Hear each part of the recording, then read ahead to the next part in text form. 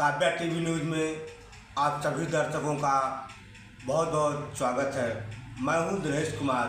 इस समय हम मौजूद हैं चौहान टेलीकॉम के संचालक हरविंद चौहान जी के पास में, और वो जो है कि सोशल अवेयरनेस भी चलाते हैं, जो यूट्यूब पर लोगों को एक अच्छा संदेश देते हैं अपने सोशल अवेयरनेस के माध्यम से।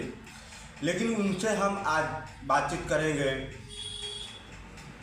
जो समाज में बुराइयां हो रही है उसके संबंध में। वो अपना कुछ विचार व्यक्त करना चाहते हैं। हरविंद चौहान जी हमारे काव्या टीवी न्यूज़ के माध्यम से लोगों को अपना एक संदेश देना चाहते हैं।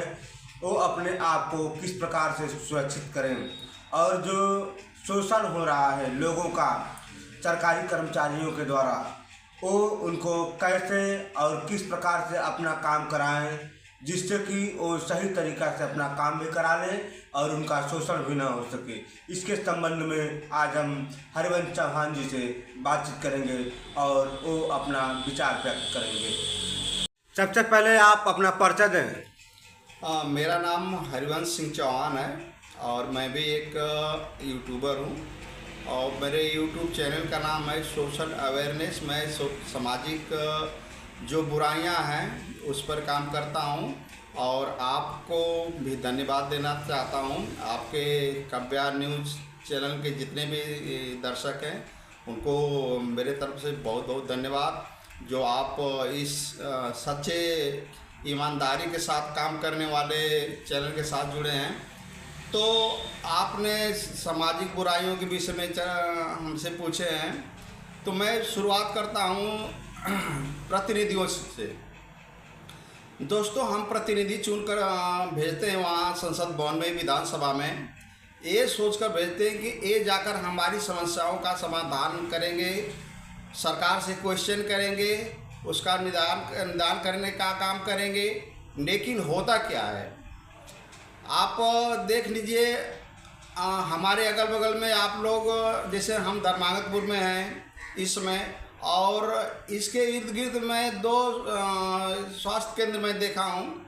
पहला स्वास्थ्य केंद्र तो एक बोगना ग्राम पंचायत में बना है। आप लोग हमेशा आते जाते हैं, आप लोग जाकर ज़रूर देख लीजिएगा उस हॉस्पिटल की हाल। उसमें पशु चरागाह बन गया है। तो मेरे समझ में नहीं आता है कि जो भी यहाँ के प्रतिनिधि लोग हैं इसका मुद्दा क्यों नहीं उठाते हैं वहाँ पर जाकर विधानसभा में, संसद भवन में। तो दूसरा, एक शौचालय आप धर्मांगतपुर में देख लीजिए। धर्मांगतपुर में कभी ऐसा होता था, हम लोग के सामने की बात है कि 100-100, 200 लोगों की लाइनें लगती थी। ऐसे बढ़िया बढ़िया डॉक्टर आते थे, 200 लोगों की लाइनें लग रही हैं। आज जाकर देखिए, पशु भी वहाँ जाने के लिए तैयार नहीं है, पशु भी नहीं वहाँ जा रहे हैं। उसका कारण दो है। पहला कारण तो ये है कि देख लीजिए, उसमें कोई डॉक्टर आना नहीं चाहता। आना क्यों नहीं चाहता? पहला कारण यह है कि उसकी जितने भी छतें जर्जर हो चुकी हैं, जो भी छतें हैं सारी की सारी जर्जर हो चुकी हैं। वो कब गिर जाएगा, कोई भी डॉक्टर उसमें बैठेगा, उसको तो पहला डर है कि अगर बैठेंगे तो गिर जाएगा, उसके भी बाल बच्चे हैं। दोस्तों, मेरे समझ में नहीं आता है कि एक मोदी जी प्लान के तहत एक बहुत ही बढ़िया संसद भवन था, उसके जगह दूसरी संसद भवन बनवाने का काम किए। लेकिन हमारी स्वास्थ्य व्यवस्था, हमारे गांव की स्वास्थ्य व्यवस्था, इस धर्मांगतपुर गांव के स्वास्थ्य हॉस्पिटल से समझिए कम से कम 25 से 50 गांव लाभान्वित होता था। लेकिन आज की दशा ये है कि वो सुविधा बिल्कुल ख़त्म हो चुकी है। ब्लॉक पर आप चले जाइए, ब्लॉक के जितने भी हॉस्पिटल वहाँ भी चले जाइए, आप देखिए वहाँ की दशा क्या है।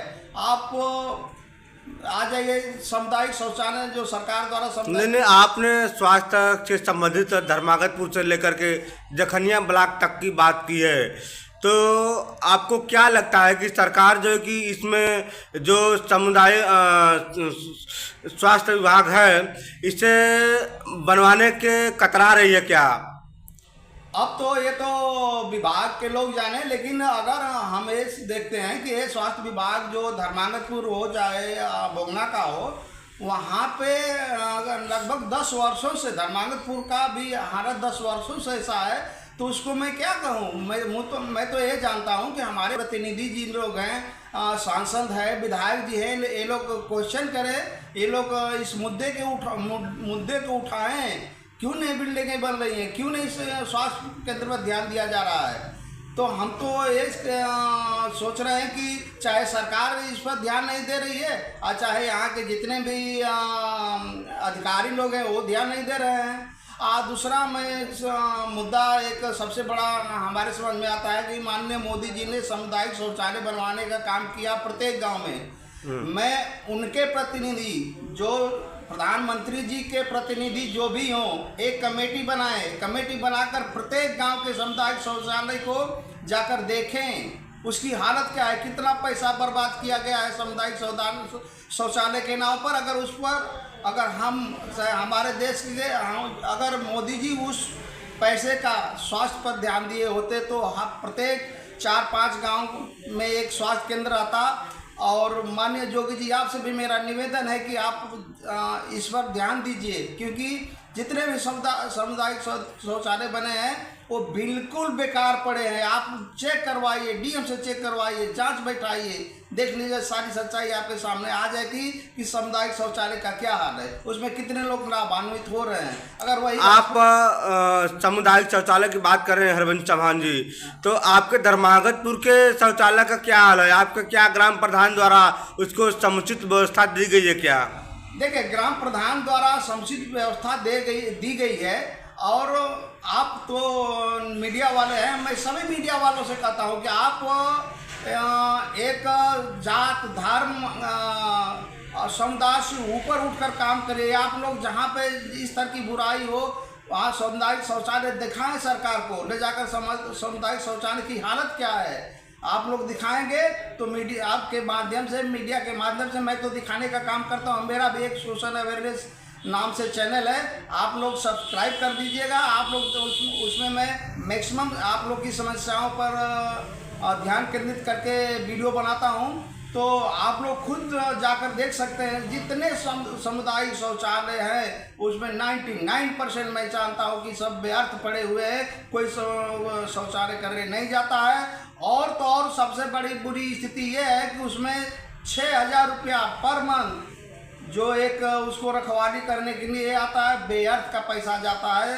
तो मैं सभी जितने भी दर्शक मुझे सुन रहे हैं और जितने भी मीडिया वाले आप लोग हैं, आप लोगों से भी मेरा निवेदन है कि आप लोग इस मुद्दे को, जैसे स्वास्थ्य संबंधी जितने भी हॉस्पिटल खराब पड़े हुए हैं, क्यों नहीं डॉक्टर आ रहे हैं, उस पर मुद्दा उठाइए।